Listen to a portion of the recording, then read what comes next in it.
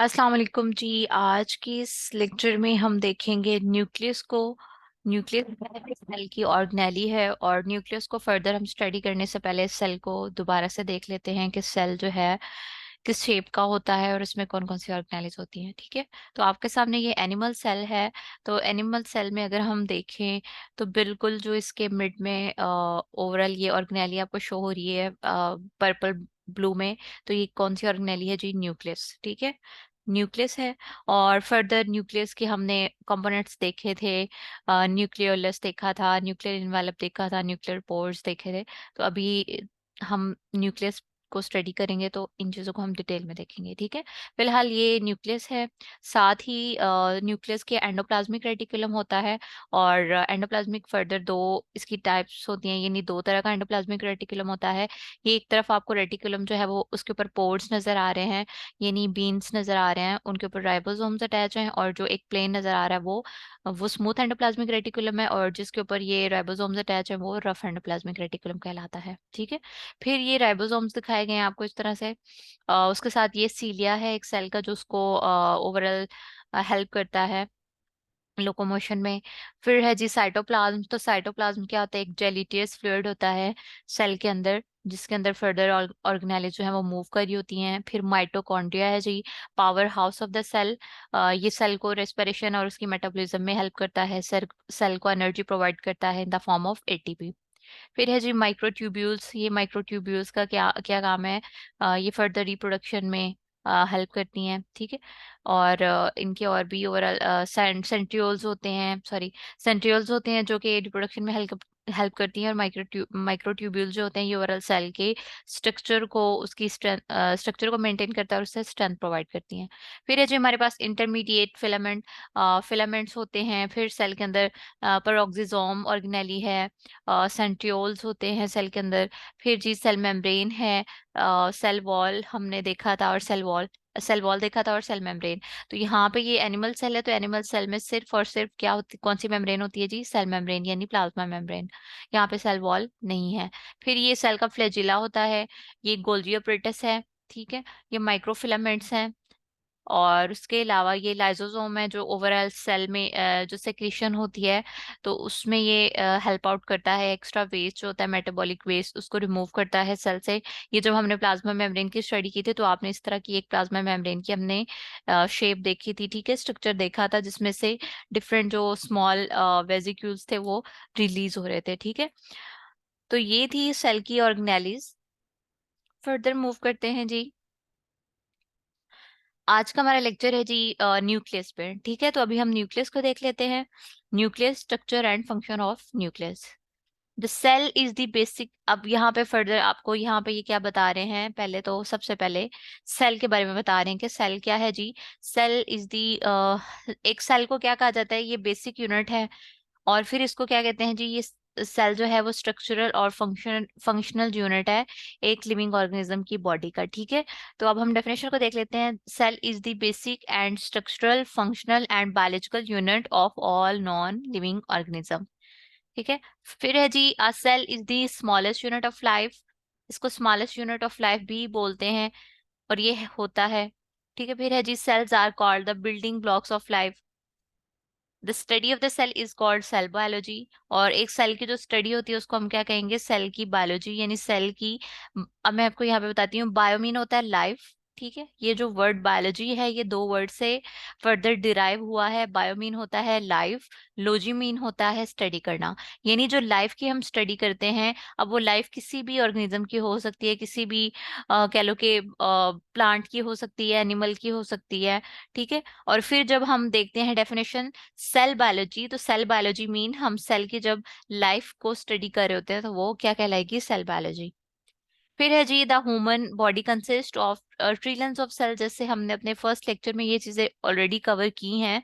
तो एक ऑर्गेनिज्म जो एक लिविंग ऑर्गेनिज्म होता है उसकी बॉडी जो है वो ट्रिलियन सेल से मिलकर बनी होती है, all with their own particular function. हर सेल का अपना एक पार्टिकुलर फंक्शन होता है। कुछ हमारे जो सेल्स होते हैं वो हमारे मसल्स में होते हैं, कुछ हमारे फॉर एग्जांपल लीवर है, लीवर सेल्स और तरह के होंगे, उनकी कंपोजिशन और तरह की होगी। अगर हमारे हार्ट के सेल हैं, हमारे दिल के सेल हैं, तो वो और तरह के होंगे। अगर हमारे आप बात करो हमारी क्या कहते हैं, टंग है तो टंग के जो सेल्स हैं वो और तरह के होंगे।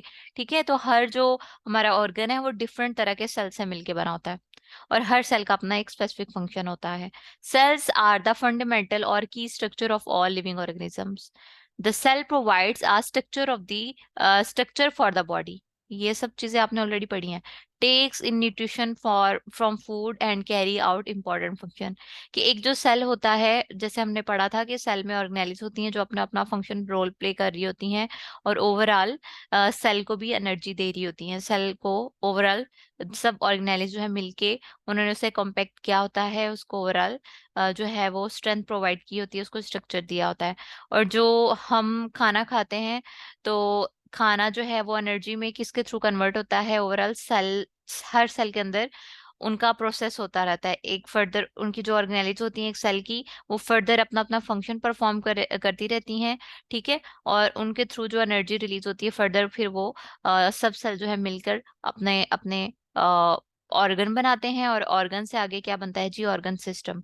तो ये एक कह लो कि लंबा चौड़ा प्रोसेस है। तो हम जाहिर है अब हमने पढ़ना शुरू कर ही दिया है ऑर्गेनेलिज को, तो इंशाल्लाह हम स्टेप बाय स्टेप जब एक फुल ऑर्गेनिज्म को पढ़ेंगे, अभी हम सेल को पढ़ रहे हैं, फिर हम सेल के ऑर्गेनेलिज को पढ़ेंगे। सेल के ऑर्गेनेलिज के बाद हम टिश्यू को देखेंगे, टिश्यू के बाद हम ऑर्गन को देखेंगे, ऑर्गन के बाद हम ऑर्गेनिज्म को देखेंगे, फिर हम पॉपुलेशन को देखेंगे, फिर हम कम्युनिटी को देखेंगे।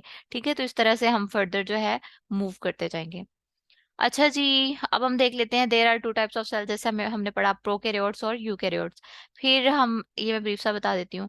फिर हमने पढ़ा था जी, जो प्रोकैरियोट्स होते हैं उनमें ट्रू न्यूक्लियस नहीं होता, और यूकैरियोट्स में ट्रू न्यूक्लियस होता है।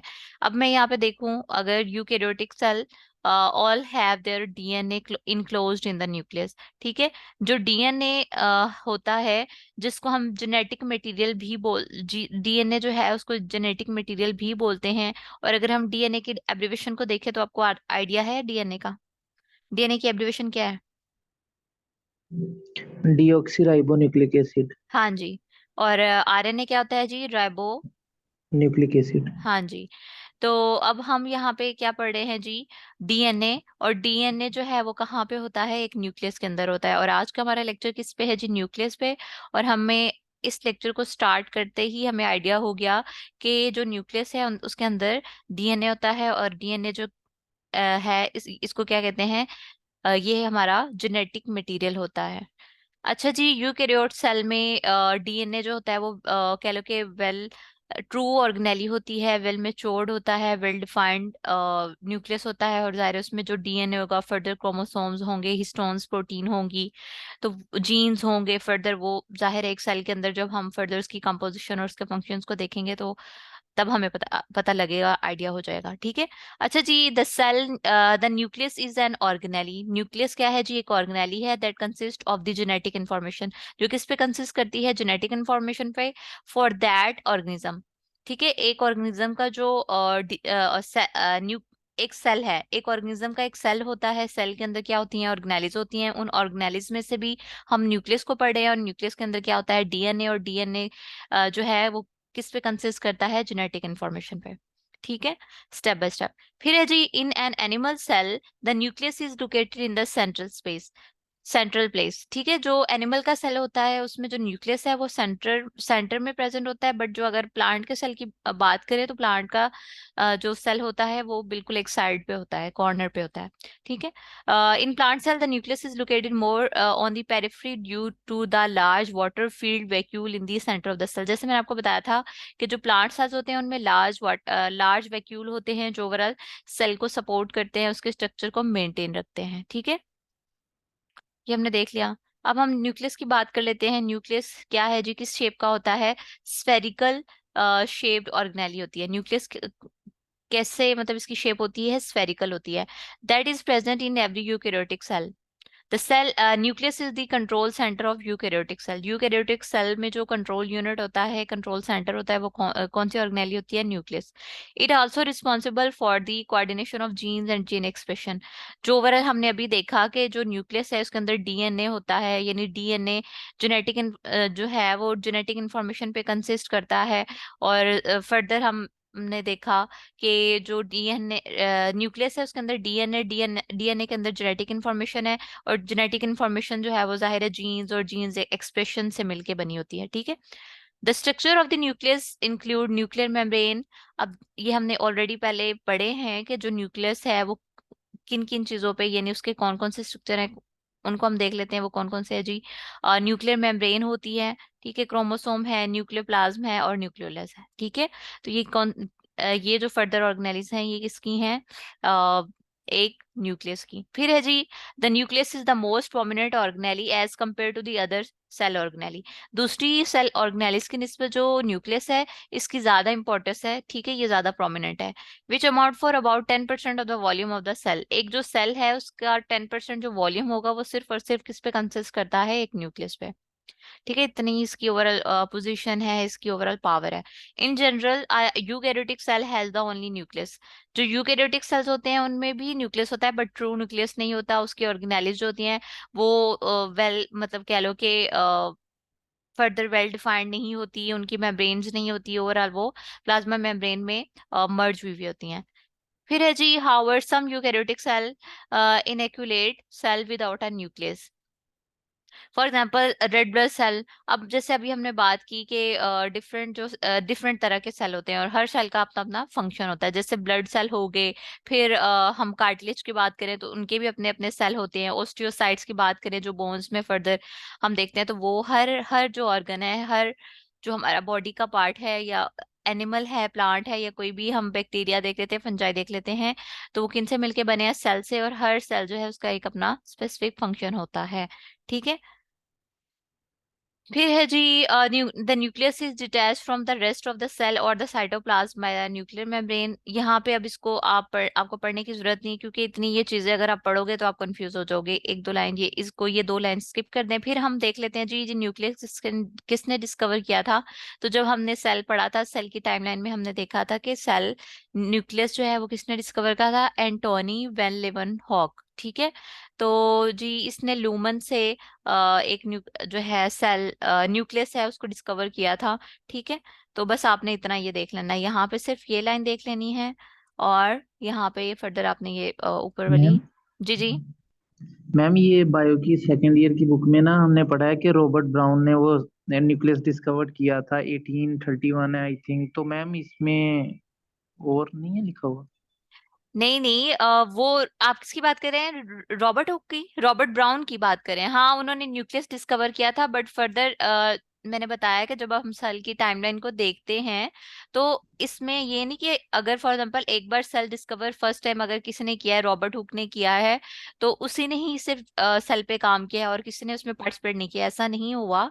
फर्दर जो एक सेल की टाइमलाइन होती है, या कोई भी एक नई चीज जब इजाद होती है तो उस पे फर्दर लोग रिसर्च करते हैं उसको प्रूव करने के लिए कि वाकई ऐसी ये चीज है या नहीं, ठीक है। रॉबर्ट ब्राउन का ही नाम आता है ओवरऑल न्यूक्लियस की डिस्कवरी में, बट कह लें कि इसको further the nucleus was the first organelle to be discover और डिटेक्टेड। एंटोनी वैन लेeuwenhoek ऑब्जर्व अ ल्यूमन, ठीक है, इन द न्यूक्लियस। अब वो न्यूक्लियस जो है उसने रॉबर्ट ब्राउन ने डिस्कवर किया था, बट फर्दर अब देखिए मेन जो ऑब्जर्वर था जिसने डिस्कवर किया था रॉबर्ट ब्राउन है, लेकिन मैंने बताया कि एक जो ऑर्गेनेली है उसको अगर किसी ने डिस्कवर किया, उसके ऊपर अगर किसी ने काम किया, तो इसका मतलब ये नहीं कि सिर्फ वही कर सकता है, उस पर ही वो स्टैंप लग गई है कि बिल्कुल उसकी ही कस्टडी में वो सब कुछ रहेगा, यानी रिसर्च प्रोसेस वगैरह। फर्दर भी लोगों ने काम किया, तो उसके बाद एंटोनी वैन लेeuwenhoek ने किया था, जी मैम। ठीक है। फिर है जी, इन द न्यूक्लियस, ये हम आपने बस ये एक लाइन देखनी है, ठीक है, ये। और फर्दर ऊपर आपने पैराग्राफ देखना है। फिर अच्छा जी, हम स्ट्रक्चर को देख लेते हैं। Structure of the nucleus. The cell nucleus consist of a nuclear membrane, already हम पढ़ चुके हैं। न्यूक्लियर मेम्ब्रेन होता है, न्यूक्लियर इन्वेल्प होता है, इसको हम न्यूक्लियर इन्वेल्प भी बोलते हैं, न्यूक्लियर मेम्ब्रेन भी बोलते हैं। फिर न्यूक्लियस पढ़ा था, फिर हमने न्यूक्लियर प्लाज्म पढ़ा था, ठीक है, और क्रोमोसोम्स पढ़े थे। अच्छा जी, न्यूक्लियोप्लाज्म ऑल्सो कॉल्ड कैरियोप्लाज्म, ठीक है। कैरी मीन क्या होता है? कैरियो मीन क्या होता है जी? न्यूक्लियस। ये जो वर्ड कैरियो है इसका मतलब क्या होता है जी? न्यूक्लियस। और प्लाज्म मीन जो ओवरऑल साइटोप्लाज्म, जैसे हमने पीछे पढ़ा था जेलिटियस, उसकी ओवरऑल होती है कंपोजिशन होती है, ठीक है। तो यहाँ पे कैरियोप्लाज्म क्या है, यानी जो सेल के जो एक न्यूक्लियस है, न्यूक्लियस के अंदर जो फ्लूइड है उसको हम क्या कहेंगे, कैरियोप्लाज्म, यानी जो न्यूक्लियस का फ्लूइड होता है, ठीक है। In the matrix present inside the nucleus, the nuclear membrane separate the constituents of the nucleus from the cytoplasm, ठीक है। जो न्यूक्लियर मेम्ब्रेन होती है, यानी एक जो न्यूक्लियस है उसकी एक मेम्ब्रेन है, वो न्यूक्लियस को जो सेल का साइटोप्लाज्म है उससे सेपरेट करती है। फॉर एग्जांपल ये देखें, एक ये एनिमल सेल है और एनिमल सेल के अंदर ये न्यूक्लियस है, और न्यूक्लियस का ये अपना एक न्यूक्लियर इन्वेलप है। ये न्यूक्लियर इन्वेलप जो है ये सेल के बाहर वाले इन्वायरमेंट से इस न्यूक्लियस को सेपरेट करता है, ठीक है, घेरे रखता है, इस तरह से कह सकते हैं आप। अच्छा जी, फिर हम देखते हैं जो इसमें इम्पोर्टेंट बात है। हाँ, the like the cell membrane the nuclear envelope consist of phospholipid. अब जैसे हमने कल पढ़ा सेल मेम्ब्रेन के बारे में, कि सेल मेम्ब्रेन जो है वो लिपिड बाइलेयर होती है, और यानी फॉस्फोलिपिड से मिलके बनी है। दैट, अब यहाँ पे हम बात करें न्यूक्लियर इन्वेलप की, तो न्यूक्लियर इन्वेलप भी किससे मिलके बना है जी, फॉस्फोलिपिड से।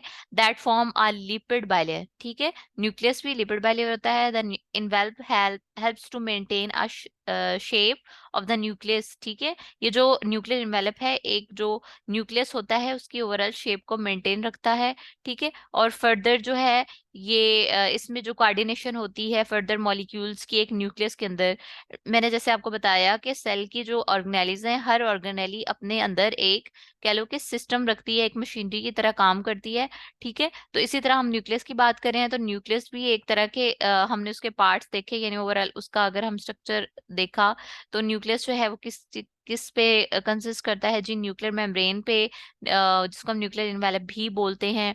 फिर न्यूक्लियोलस पे करता है जी, क्रोमोसोम्स पे करता है, ठीक है। तो हर जो मशीनरी है वो अपना अपना जो है वो वर्क परफॉर्म कर रही होती है, उसमें से डिफरेंट आयंस का, मिनरल्स का इनटेक भी हो रहा है और आउटटेक भी हो रहा होता है। अब जैसे हमने न्यूक्लियर इन्वेलप और न्यूक्लियर मेम्ब्रेन पढ़ी, तो उसमें हमने ये भी न्यूक्लियर पोर्स भी पढ़े थे, ठीक है, जो फर्दर डिफरेंट आयंस को उसमें से पास होने में, इन और आउट में हेल्प करते हैं, इन और आउट फ्लो में, ठीक है। The nucleus of the cell contain DNA, जो जाहिर हमने देखा था कि न्यूक्लियस जो है वो सेल का, उसमें क्या होता है जी, DNA. The DNA control the form, function and growth of the cell. अब जो डीएनए है वो एक सेल के अंदर एक सेल की फंक्शन, उसके फंक्शन को, उसकी ग्रोथ को कंट्रोल करता है। Nucleus is similar to brain. एक जो न्यूक्लियस है वो एक ब्रेन की तरह का काम करता है in its function of coordinating all the cell activities. The main component of the nuclear structure are discussed, ठीक है। मेन ओवरऑल अब हम यहाँ पे देख लेते हैं जो न्यूक्लियस है उसके डिफरेंट पार्ट्स कौन कौन से हैं। तो न्यूक्लियर मेम्ब्रेन है जी, न्यूक्लियर मेम्ब्रेन और इन्वेलप है, और कैरियोथीसा, ठीक है, थीका भी इसको बोल सकते हैं, ठीक है। तो ये न्यूक्लियस का एक पार्ट है। फिर दूसरा क्या कौन सा है जी, chromatin, threads and nuclear reticulum. अब ये क्या चीज है जी, आपके माइंड में आएगा क्वेश्चन। तो एक न्यूक्लियस है, न्यूक्लियस के अंदर डीएनए, उसके अलावा न्यूक्लियस का जो है न्यूक्लियर है हमारे पास, न्यूक्लियर इन्वेलप है, न्यूक्लियर पोर्स हैं, ठीक है। तो हम बात कर रहे हैं किस चीज की, डीएनए की। और डीएनए के अंदर क्या होते हैं, क्रोमोसोम और क्रोमाटीन्स, फर्दर फिर उसके अंदर आ जाती हैं चीजें ये, ठीक है। फिर है जी न्यूक्लियर सैप और न्यूक्लियर प्लाज्म। जो हमने देखा कि जो न्यूक्लियस का फ्लूइड होता है उसको हम क्या कहेंगे, न्यूक्लियर प्लाज्म। और न्यूक्लियर प्लाज्म के अंदर एक बॉल शेप का ओवरऑल एक कह लो कि, और स्मॉल सी बिल्कुल पार्ट होता है न्यूक्लियस का, जिसके अंदर फर्दर जेनेटिक इंफॉर्मेशन और कोड्स वगैरह होते हैं, ठीक है। यहाँ तक समझ आ गई है। जी मैम। फर्दर हम फर्दर हम देख रहे हैं जी सेल न्यूक्लियस। अब न्यूक्लियस इस तरह का होता है, ये देखें। इसका एक होता है जी न्यूक्लियर इन्वेलप, जिसको हम न्यूक्लियर मेम्ब्रेन भी बोलते हैं, ठीक है। न्यूक्लियर इन्वेलप को न्यूक्लियर मेम्ब्रेन भी बोलते हैं, ये आपको मेंशन की हुई है आपके सामने। और ये क्या है जी, न्यूक्लियर पोर्ट, जिसमें से डिफरेंट आयंस का इनटेक और आउटटेक, आउटफ्लो होता रहता है, ठीक है। फिर है जी क्रोमाटिन। क्रोमाटिन फर्दर जो न्यूक्लियस होता है, ठीक है, उसके अंदर साथ में ही क्रोमाटिन होते हैं और क्रोमोसोम्स भी होते हैं। और ये जो ओवरऑल न्यूक्लियस है इसके अंदर डीएनए होता है। डीएनए जो है वो किन किन चीजों को कोड करता है, जेनेटिक इंफॉर्मेशन को कोड करता है, और फर्दर जब रिप्रोडक्शन हो रही होती है तो वहां पे फर्दर ये अपना फंक्शन परफॉर्म करता है, ठीक है। और जो सेल की, एक सेल की अगर ऑर्गेनेलिस की बात करें तो उनमें से जो मेन प्रोमिनेंट ऑर्गेनेली है वो क्या है? न्यूक्लियस। अब यहाँ पे सेल की जो फर्दर जो न्यूक्लियस है उसके फर्दर पार्ट्स को उसके डिस्कस किया गया है, जैसे न्यूक्लियर इन्वेलप है, फिर क्रोमोसोम है जी। उसके बाद अच्छा, दो को ही बस डिस्कस किया गया। कौन कौन से? न्यूक्लियर मेम्ब्रेन को और क्रोमोसोम को। अगर न्यूक्लियर मेम्ब्रेन की बात करें तो ये डबल लेयर्ड होती है। बस हम, अब मैं टू द पॉइंट आपको पॉइंट बताऊंगी।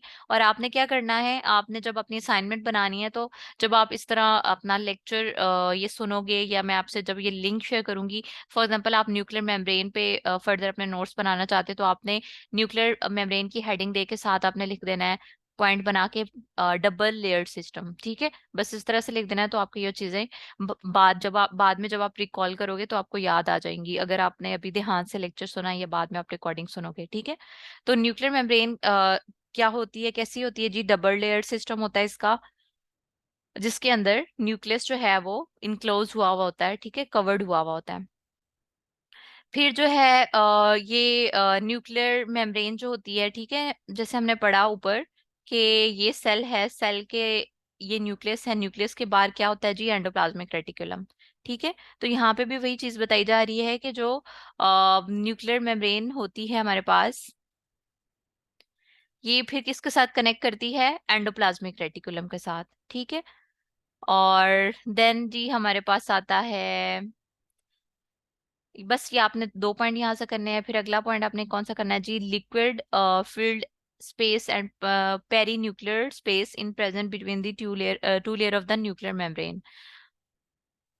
अब यहाँ पे हमने पढ़ा क्या, क्या पढ़ा है? Nuclear membrane. न्यूक्लियर मेम्ब्रेन किसकी मेम्ब्रेन है? न्यूक्लियस की। और न्यूक्लियस से न्यूक्लियस है, न्यूक्लियस के बाद कौन सी ऑर्गेनेली आती है जी? Endoplasmic reticulum. और एंडोप्लाज्मिक रेटिकुलम और न्यूक्लियर मेम्ब्रेन जो है आपस में एक दूसरे के साथ ऑलमोस्ट अटैच भी हुई होती है, और इनके दरमियान ओवरऑल जो क्या होता है जी?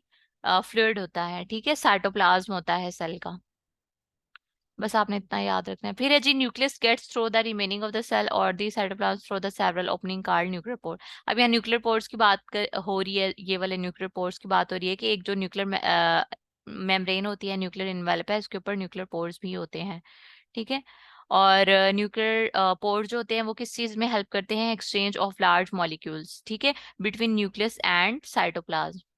जो न्यूक्लियर पोर्स होते हैं, एक जो ओवरऑल न्यूक्लियस की न्यूक्लियस मेम्ब्रेन होगी या न्यूक्लियर इन्वेलप होगा उसमें, और सेल का जो साइटोप्लाज्म होता है उसमें ओवरऑल आयन का एक्सचेंज किसके थ्रू होगा? फिर न्यूक्लियर पोर्स के थ्रू। ठीक है। Nuclear membrane is made up of lipoprotein. अब यहाँ पे न्यूक्लियर मेम्ब्रेन जो है उसकी कंपोजिशन की बात की जा रही है, तो आप कंपोजिशन की हेडिंग दे सकते हैं कि वो किस से मिलकर बनी होती है जी? लिपोप्रोटीन से, perinuclear space, pores, annuli material and inner dense lamella. ठीक है। तो न्यूक्लियर मेम्ब्रेन की कंपोजिशन में ये पार्ट्स आ जाते हैं। फिर हम क्रोमोसोम की बात करें तो क्रोमोसोम जैसे मैंने आपको बताया कि एक सेल है। ठीक है, अगेन दिखा देती हूँ कि ये एक सेल है। सेल के अंदर क्या है जी? डिफरेंट ऑर्गेनेलीज हैं। हम बात करें न्यूक्लियस की, ये न्यूक्लियस है। न्यूक्लियस के अगर हम इर्द गिर्द बात करें तो क्या आता है? कौन सी ऑर्गेनेली है? Endoplasmic reticulum. अगर हम न्यूक्लियस की बात करें तो न्यूक्लियस जो है उसके बिल्कुल आउटर मोस्ट उसकी जो लेयर होती है वो क्या कहलाती है? Nuclear envelope, nuclear membrane. उसके अंदर फर्दर हम देखें तो क्या होता है जी? न्यूक्लियोलस होता है, फिर न्यूक्लियर डीएनए होता है, फिर उसके अंदर क्रोमेटिन होते हैं। तो अब जो ये न्यूक्लियस का डीएनए होता है, डीएनए भी किस में होता है? न्यूक्लियोलस में होता है। न्यूक्लियस होता है, न्यूक्लियोलस होता है, उसके अंदर डीएनए होते हैं, और डीएनए के अंदर क्या होते हैं जी? क्रोमोसोम्स होते हैं। ठीक है। तो अब हम बात करें क्रोमोसोम्स की, जो अभी मैंने आपको बताया। Chromosomes are present in the form of strings. Chromosome strings की फॉर्म में होते हैं। अगर आपको याद हो एफएससी में आपने जब ये पढ़ा था रिप्रोडक्शन वाला चैप्टर, तो आपको ये जो है, जब हमने सेल डिवीजन पढ़ी थी, फेज वन हो गया, एनाफेज, मेटाफेज और टीलोफेज, ये डिफरेंट हमने फेजेस पढ़े थे।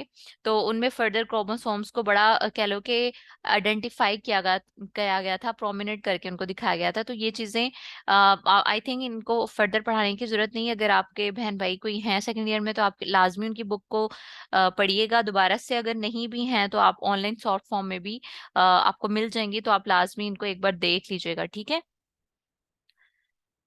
अच्छा जी, हम यस क्रोमोसोम्स की मैम। बात कर रहे हैं। फर्दर अगर हम क्रोमोसोम की बात करें तो क्रोमोसोम की शेप जो है वो इस तरह क्रॉस, एक क्रॉस के जैसे होती है, ठीक है। इस तरह से जो है वो स्ट्रिंग्स की फॉर्म में होती है, जैसे स्प्रिंग होता है ना, और फिर वो क्रॉस क्रॉस शेप में होता है। फर्दर उसमें अगर आप एक क्रोमोसोम के स्ट्रक्चर की बात करें तो मैं आपको दिखाई देती हूँ। Okay,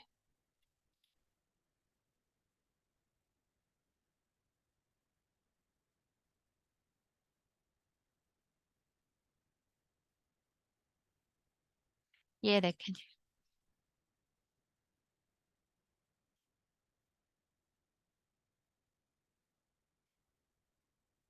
ये हमारे पास क्रोमोसोम का स्ट्रक्चर है, ठीक है। क्रोमोसोम यहाँ पे जी, ये ओवरऑल इसकी लेग्स और आर्म्स कहलाती हैं, ठीक है। ऊपर वाली इसकी आर्म्स होती हैं और नीचे वाली लेग्स बोलते हैं। और ओवरऑल इसके अंदर जो फिर क्रोमोसोम है, क्रोमोसोम के अंदर फिर मजीद डीएनए होता है, ठीक है। और ये जो साथ साथ दोनों अगर हमारे पास इसके लेग्स पोर्शन यानी शॉर्ट आर्म और लॉन्ग आर्म, सॉरी, ठीक है। ऊपर वाली जो होती हैं वो शॉर्ट आर्म्स होती हैं, नीचे वाली जो उसकी आर्म्स होती हैं वो थोड़ी लॉन्ग होती हैं। और उन दोनों को अगर मिलके अगर पढ़ा जाए, देखा जाए, तो उनको सिस्टर क्रोमेटिड्स कहते हैं, ठीक है। और ऊपर जो इनके हेड्स होते हैं तो उनको क्या कहते हैं जी, टीलोमेयर्स। तो ये क्रोमोसोम की जो है स्ट्रक्चर था, उसकी ओवरऑल उसके पार्ट्स थे, उनको हमने देख लिया। आगे चलते हैं जी। फिर आपने देखना है जी, the heterochromatin is a highly condensed transcript. I think ये चीजें ना आप ना करें। आप जस्ट आप न्यूक्लियर मेम्ब्रेन की ओरल कंपोजिशन को देख लें, और क्रोमोसोम बस आपको पता होना चाहिए कि क्रोमोसोम कहाँ पे होता है, क्रोमोसोम का स्ट्रक्चर होना पता होना चाहिए। आपको ये चीजें पढ़ने की जरूरत नहीं, ना ये एमसीक्यूज में आती हैं और ना ये ओवरऑल इनका कोई क्वेश्चन होता है। ऐसे करें, मैं इस लेक्चर के बाद या शाम तक जब भी मुझे टाइम मिलता है तो मैं ये सेपरेट फाइल में ये चीजें ऐड करके आप लोग से शेयर कर दूंगी, ताकि आप लोग कंफ्यूज ना हो कि कौन सी चीजें पढ़नी है और कौन सी फर्दर आपको। जाहिर है, अगर एक ओवरऑल हम टॉपिक कोई भी किसी भी फील्ड का लें तो नॉलेज तो बहुत ज़्यादा मिलता है, लेकिन हम पे डिपेंड करता है कि हमने स्मार्ट स्टडी करके कौन सी सिलेक्टिव चीज़ें करनी है जो ओवरऑल हमारे एग्जाम के पॉइंट ऑफ व्यू से इंपॉर्टेंट होती हैं और टारगेटेड होती हैं, ठीक है। तो इसको आपको पढ़ने की जरूरत नहीं है। ये तो उनके लिए इंपॉर्टेंट है जो ओवरऑल अगर फॉर एग्जाम्पल मेडिकल फील्ड में जाते हैं या ओवरऑल एक्सपर्ट्स होते हैं या जिन्होंने रिसर्च करनी होती है, ठीक है। फिर हम बात करते हैं जी, nucleic acids are of two type. अब जो न्यूक्लिक एसिड है, अ, यानी डीएनए है, डीएनए की एब्रिविएशन अभी हमने देखी। डीएनए क्या है जी, डीऑक्सी राइबो न्यूक्लिक एसिड। अब यहाँ पे किसकी बात हो रही है, राइबो न्यूक्लिक एसिड की, ठीक है। तो न्यूक्लिक एसिड की टू टाइप्स हैं, कौन कौन सी होती हैं, न्यूक्लियर सैप होता है और न्यूक्लियोलस होता है, ठीक है। तो जस्ट आपने ये नाम याद रखने हैं, फर्दर आपको कंपोजिशन पढ़ने की कोई जरूरत नहीं। अगर आप पढ़ेंगे तो आप तो बहुत कंफ्यूज हो जाएंगे। ये बेसिक चीजें हैं, बस इतना ही पढ़ना है आपने। फिर है जी न्यूक्लियस जो था हमने देखा, ये हमारे पास क्या है जी, न्यूक्लियस है, ठीक है। एक सेल है, उसके अंदर न्यूक्लियस है, न्यूक्लियस अंदर न्यूक्लियोलस होता है, ठीक है। न्यूक्लियोलस के अंदर क्रोमोसोम्स होते हैं, ठीक है। और उन क्रोमोसोम्स के अंदर क्या होता है जी, डीएनए होता है, ठीक है। ये इंपॉर्टेंट शेप है। ये लिंक भी मैं आपसे शेयर कर दूंगी, और फर्दर मैं आपसे इंपॉर्टेंट चीजें एक फाइल में ऐड करके आप लोग से शेयर कर दूंगी। और ये डायग्राम आप लोग लाजमी बनाइएगा। सेल की डायग्राम आपने ऑलरेडी बना ली है, तो आज की आपकी असाइनमेंट में जो दो चीजें ऐड होंगी असाइनमेंट के लिए, वो आपने न्यूक्लियस की डायग्राम बनानी है, और आपने फर्दर जो है न्यूक्लियस के अंदर क्रोमोसोम और डीएनए की डायग्राम इसी तरह की बनानी है। सच कोई डिटेल में जाने की जरूरत नहीं है, ठीक है। अच्छा जी, हम न्यूक्लियोलस की करेक्टरिस्टिक्स की बात कर रहे थे। तो वन और मोर न्यूक्लियाई में be present within a nucleus. एक जो न्यूक्लियस होता है उसके अंदर एक और एक से ज्यादा जो है न्यूक्लियाई प्रेजेंट होते हैं। ये आपने बस इतना देखना है। The nucleus disappear in the late prophase stage. जैसे मैंने आपसे कहा कि जब हम सेल डिवीजन, एक सेल की सेल डिवीजन की बात करते हैं, या उस पे हम आपने, अगर आपको नहीं याद तो आप सेकेंड ईयर की बुक में देखिएगा सेल डिवीजन वाले ओवरऑल चैप्टर को, तो आपको अंदाजा हो जाएगा वहां पे कि डिफरेंट फेजेस आती हैं जब एक सेल डिवाइड होता है। तो उनमें से एक स्टेज प्रोफेज होती है, और जब प्रोफेज आती है एक सेल के ऊपर, तो उसका जो न्यूक्लियस होता है वो डिसअपियर हो जाता है, ठीक है। और रीअपियर कब होता है जी, जब टीलोफेज फर्दर एक न्यू फेज स्टार्ट होता है। और साथ ही क्या है जी, it is a store house of RNA. और न्यूक्लियोलस क्या है जी, आरएनए का स्टोर हाउस कहलाता है। फिर अगर हम फंक्शंस की बात करें तो फंक्शंस जाहिर है कि एक तो हम न्यूक्लियस की बात करें, और न्यूक्लियस जो है वो एक कह लो कि उसमें जेनेटिक इंफॉर्मेशन होती है, और जेनेटिक इंफॉर्मेशन फर्दर किस में कोड हुई हुई होती है, डीएनए में। और डीएनए किस में प्रेजेंट होता है जी? क्रोमोसोम में प्रेजेंट होता है। आपको बस ये इतना याद रखना है। साथ ही अब हम न्यूक्लियस के अगर फंक्शंस की बात करें तो क्रोमेटिन, अब ये क्रोमेटिन कहाँ है? फर्दर जो क्रोमोसोम होता है सेल के न्यूक्लियस के अंदर, तो वहां पे ये प्रेजेंट होता है। Chromatin is refer to as storage of heredity material. Heredity material कहाँ पे स्टोर होगा? क्रोमेटिन में। The genes in the form of long and thin DNA strands. ठीक है, ये देखें, समझ लें ये है सेल। इस तरह सेल के अंदर क्या है जी? न्यूक्लियस। न्यूक्लियस के अंदर क्या है जी? क्रोमोसोम। क्रोमोसोम के अंदर क्या है जी? डीएनए। डीएनए के अंदर फर्दर क्रोमेटिन होते हैं, और क्रोमेटिन के अंदर जो है वो क्या चीज, यानी जो हमारा हेरिडिटी मटेरियल कहाँ पे स्टोर होता है जी? क्रोमेटिन के अंदर। ठीक है। फिर है जी the nucleus is refer to as the storage of protein. अब जो न्यूक्लियस होता है एक न्यूक्लियस का, वहां पे न्यूक्लियस की वर्किंग के लिए वहां पे प्रोटीन भी स्टोर होती है। ठीक है। Nucleus is a site for transcription in which messenger RNA in produce for protein synthesis. Central dogma आपने पढ़ा है? अगर नहीं पढ़ा तो मैं आप लोग से शेयर कर देती हूँ। चले सर्च कर ही लेते हैं साथ ही, बाद में क्या देखना। सेंट्रल डोग्मा, अब ये मैं आपको क्यों दिखा रही हूँ? ये इसलिए दिखा रही हूँ कि अभी हम बात कर रहे हैं जी न्यूक्लियस की। ठीक है, तो न्यूक्लियस में फर्दर बात उन्होंने कर ली है ऐसी, जो समझनी जरूरी है। ये अच्छी है। अच्छा जी, ये हम बात कर रहे हैं, डायग्राम बहुत छोटी है, एक मिनट, ये सही है।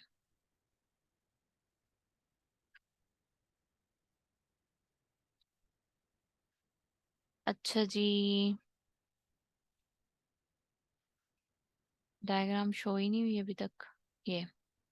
ठीक है, अब हम ये इस डायग्राम को देखें तो ये क्या है हमारे पास?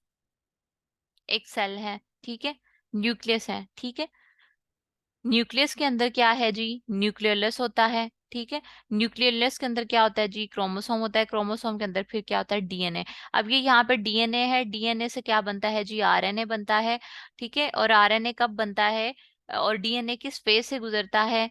वो कह लो कि रेप्लिकेशन प्रोसेस होता है एक। ठीक है, पहले डीएनए डबल स्ट्रैंडेड डीएनए होता है, उसकी ओवरऑल रेप्लिकेशन होती है, और वो सिंगल स्ट्रैंडेड डीएनए बन जाता है, और सिंगल स्ट्रैंड डीएनए से फर्दर आरएनए बन जाता है, यानी मैसेंजर आरएनए बन जाता है। और एक जो राइबोसोम है, ठीक है, राइबोसोम मैंने आपको बताया था कि राइबोसोम्स में प्रोटीन्स बनते हैं। वो प्रोटीन्स जो है वो किस तरह से बनते हैं, किसकी हेल्प हेल्प के थ्रू बनते हैं, उसको इंशाल्लाह हम नेक्स्ट लेक्चर में डिस्कस करेंगे। अभी मैं आपको नहीं बता रही वरना बहुत कंफ्यूजिंग हो जाएगा। ठीक है। अच्छा जी, हम बात कर रहे थे, जी हम बात कर रहे थे यहाँ पे किस चीज की? Nucleus is refer to as storage of protein. ठीक है, जो न्यूक्लियस होता है, यानी एक जो न्यूक्लियस है, न्यूक्लियस के अंदर न्यूक्लियस होता है, वहां पे क्या चीज, किस चीज की स्टोरेज होती है? प्रोटीन की स्टोरेज होती है। ठीक है, nucleus is a site for transcription. जो न्यूक्लियस है वहां वहां से ट्रांसक्रिप्शन होती है, यानी फर्दर जेनेटिक इंफॉर्मेशन जो है वो ट्रांसफर होती है। ओवरऑल जेनेटिक एक जब रिप्रोडक्शन का प्रोसेस हो रहा होता है तो उसमें न्यूक्लियस का बहुत इंपॉर्टेंट रोल होता है। ठीक है, in which message RNA is produce for protein synthesis.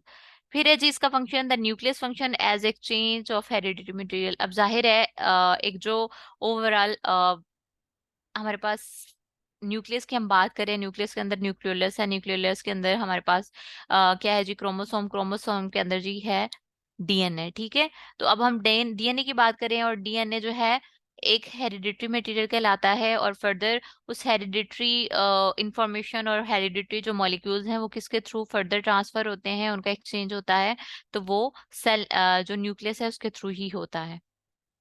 फिर जो है न्यूक्लियस के सेल डिवीजन में हेल्प करता है। क्रोमेटिन फर्दर इसमें अटैच होते हैं। जब ये आप सेल डिवीजन का ओवरऑल प्रोसेस दोबारा से देखोगे, इसको रिवाइज करेंगे तो आपको सारा याद आ जाएगा कि सेल डिवीजन में क्रोमेटिन कब जो है वो अपेयर होते हैं, कब डिसअपेयर होते हैं, किस तरह से फर्दर स्ट्रैंड्स बनते हैं, फिर इंफॉर्मेशन एक्सचेंज होती है, फिर उससे फर्दर जो है वो सेल बन जाते हैं डिवीजन होके। फिर इसका फंक्शन है जी सेल न्यूक्लियस का, कि it it function in the production of ribosome in the nucleus, के जो सेल न्यूक्लियस है इसके अंदर फर्दर जो राइबोसोम्स हैं वो भी यहाँ इसके अंदर ही बनते हैं। ठीक है। और लास्ट वन है जी the nucleus function is the selective transportation of रेगुलेरिटी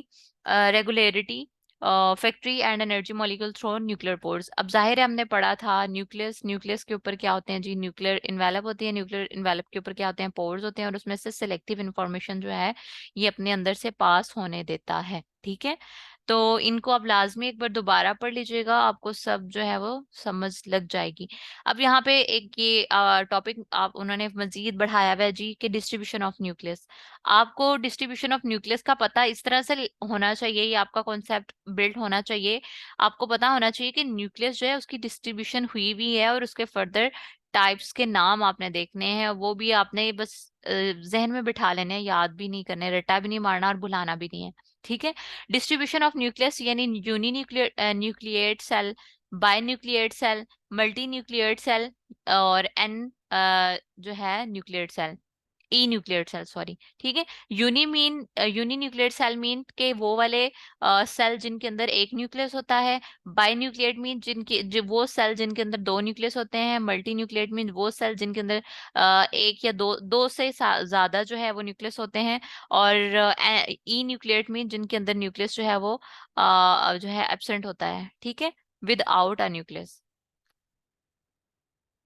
तो ये आपका था आज तक का लेक्चर। असाइनमेंट फर्दर इंशाल्लाह मैं ग्रुप में शेयर कर देती हूँ, बट मेरे शेयर करने से पहले अगर आप फ्री हो, अगर आप असाइनमेंट करना चाहें, तो ये सेल का स्ट्रक्चर तो आपने ऑलरेडी आपने डायग्राम बनाई हुई है, तो आपने ये न्यूक्लियस की डायग्राम बनानी है, इसका स्क्रीनशॉट ले ले अभी। आपने ये न्यूक्लियस की डायग्राम बनानी है। ठीक है। और फर्दर आपने क्रोमोसोम की डायग्राम बनानी है, जो मैंने आपके सामने अभी सर्च की थी, आप लोग गूगल से सर्च कर लीजिएगा। ठीक है। तो ये आपकी असाइनमेंट है, बाकी वीडियो आई ट्राई कि मैं शाम तक लाजमी आपके प्रीवियस लेक्चर की भी शेयर कर दूं, ये भी शेयर कर दूं, और जो सिलेक्टिव मटेरियल आप लोगों ने अपने नोट्स में ऐड करना है वो मैं अलग फाइल में ऐड करके आप लोग से शेयर कर देती हूँ। ठीक है। जी मैम।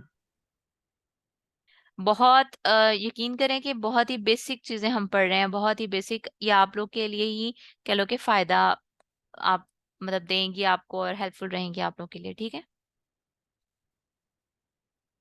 Yes ma'am. चलें ठीक है फिर, ओके, अल्लाह हाफिज। अल्लाह हाफिज मैम।